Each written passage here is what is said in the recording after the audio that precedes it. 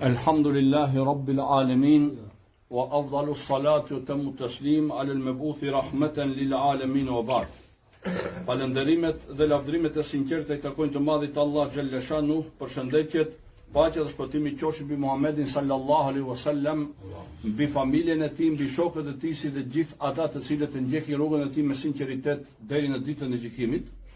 Të nderuar vëllezër xhamat, ju jeni këtu prezent në xhamin shqiptare në Sebat të Siriu dhe gjithë ju vëllezër dhe motra që na ndiqni live. Spari lutë Allahun xhalla shanuhu që agjerimin ton, namazin ton dhe të gjitha ibadetet në këtë muaj të bekuar që i bëjmë pra të na i pranon.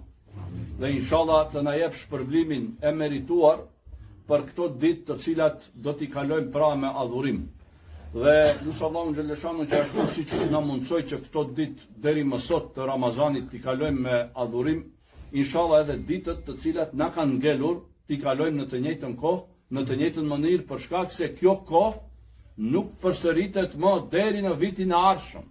Do të thotë Ramazan më nuk ka pasi të kalon deri në vitin e ardhshëm, e në vitin e ardhshëm ku ja ka shkruar Allahu të ketë jetë do ta mbrije, ku nuk ja ka shkruar pra nuk ka mundësi ta mbrije.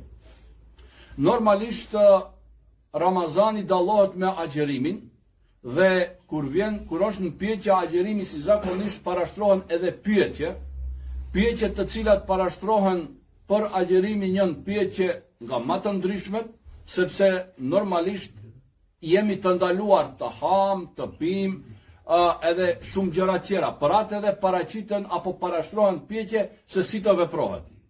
Një prej këtyre pyetjeve që parashtrohet është se disa njerëz kanë dëshirë të agjerojnë. Nuk kanë nevojë për bukë, nuk kanë nevojë për ujë. Mirë po problemin e kanë se marrin tableta, hapane që i themi. E tash, pyetja atyre është, nëse unë e marr atë tabletën, më thonë në drek ose kur e ka gjatë kohës së agjerimin, nuk përdori ujë, pa ujë e marr. Do me thonë vetëm e përtypi dhe e çoj të poshtë, a ma prish agjerimin apo nuk ma prish agjerimin. Pse? Sepse thonë kjo nuk është ushqim, është tablet, hap, ma ka thonë mjeku, nuk është ushqim, ujë nuk përdori, dëshiroj unë të agjeroj, e tash a më pranot agjerimin nëse unë atë tabletën, do me thonë e përtypi me dhëmb e qoj pa ujë të poshtë. A më pranot agjerimi apo jo? E para që duhet të dihet vëllezër të nderuar është se agjerimi nuk është për të na vështirësuar neve gjërat.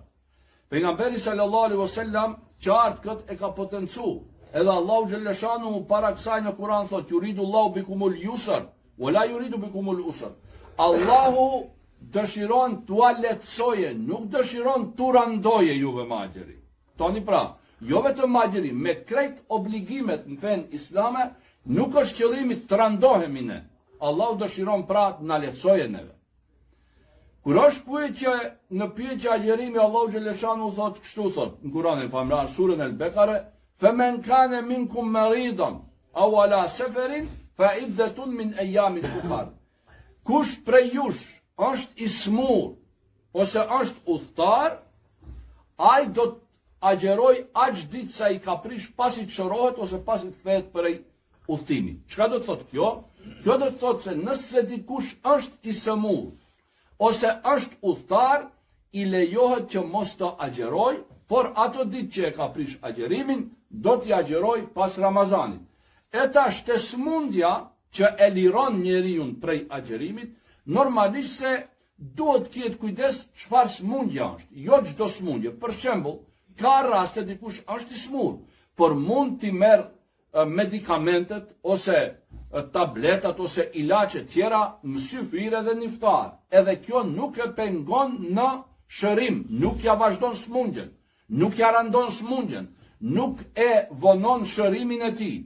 Do të thotë mjeku i thotë po mundesh se ti duhet t'i marrësh 2 herë në ditë. E 2 herë në ditë ka mundësi edhe në syfir, edhe në iftar t'i marrësh edhe tamam, nuk e pengon shëndetin. Mirë po, ka smundje që agjerimi realisht e vonon shërimin, shumë mund të vonoje, Qetra, që përketësoje gjendjet, se nuk janë të gjitha smundjet, një pra, duhet të kemi të kujdesshëm këtu. Ja, mund që përketësoje gjendjen edhe mjeku i thotë të jo ti s'mund të agjerosh sepse ti duhet të marrish 3 herë në ditë ose më tepër ilaçe. Edhe ka për shembull medikamente që duhet t'i marrish në kohë të caktuar. Në këtë rast, ky person lirohet prej agjerimit. Do të thotë ai që është i smur. E tash, të vim te çështja e tabletave. Tash, ai don të agjeroj. Mirë, po mjeku i ka thonë ti patjetër për shembull brenda ditës ta marrish një tablet.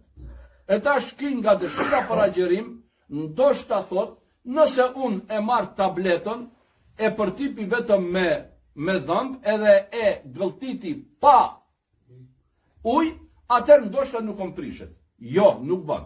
Derisa ti tabletën e merr nga goja, e përtipon, edhe pa ujë ta dërgosh te poshtë, ajo shkon në lukth.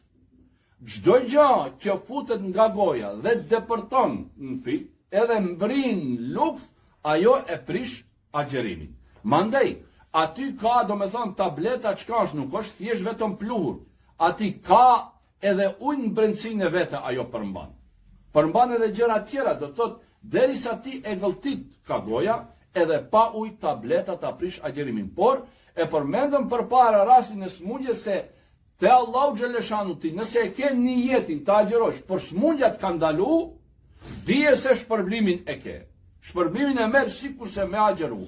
Ke një shkak, ke një sebeb, nuk mund të agjerosh, Allahu xhaleshanu nuk të randon për te mundësive të veta. Allahu xhaleshanu don që juve t'u aletsoj e nuk don që juve t'u arandoj. Pra, ai që e merr tabletën, edhe pa ujë e përtip dhe e çon te poshtë, ati i prishet realisht agjerimi, por ai nga ana Allahu xhaleshanu është i liruar nëse këtë e ka për shkak të smundjes. E tash, ka një rast tjetër, është një tablet tjetër, që futet në gojë, por nuk përtypet. Mbahet ndër gjuhë. Kuptoni?